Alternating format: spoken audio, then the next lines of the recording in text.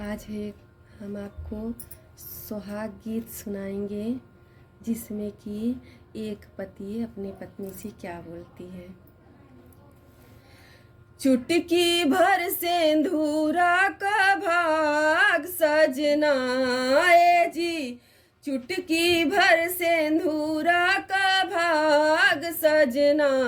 भइल जिंदगी हमार तोहरे नाम सजना,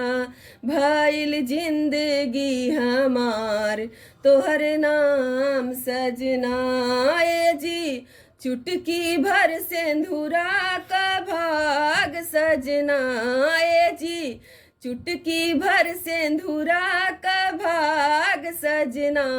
भइल जिंदगी हमार तोहरे नाम सजना, भइल जिंदगी हमार तोहरे नाम सजना। दूर भइले पापा से, दूर भइली मम्मी से, दूर भइले पापा से, दूर भइली मम्मी से, छूटी गइले भैया का प्यार सजना ए जी, छूटी गइले भैया का प्यार सजना,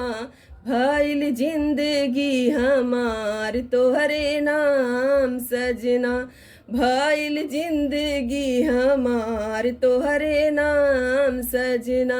ए जी, चुटकी भर सिंदूरा का भाग सजना ए जी, चुटकी भर सिंदूरा का भाग सजना,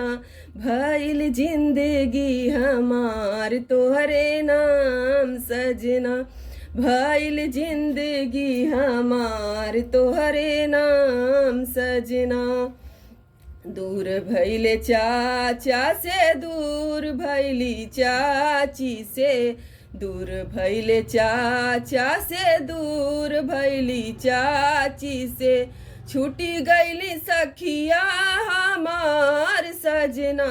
ए जी, छूटी गइली सखिया हमार सजना,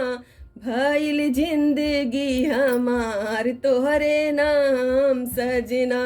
भइल जिंदगी हमार तोहरे नाम सजना ए जी, चुटकी भर सिंदूरा का भाग सजना ए जी, चुटकी भर सिंदूरा का भाग सजना, भइल जिंदगी हमार तोहरे नाम सजना, भइल जिंदगी हमार तोहरे नाम सजना। दूर भइले भैया से, दूर भइली भाभी से, दूर भइली भैया से, दूर भइली भाभी से, छूटी गइली बहना हमार सजना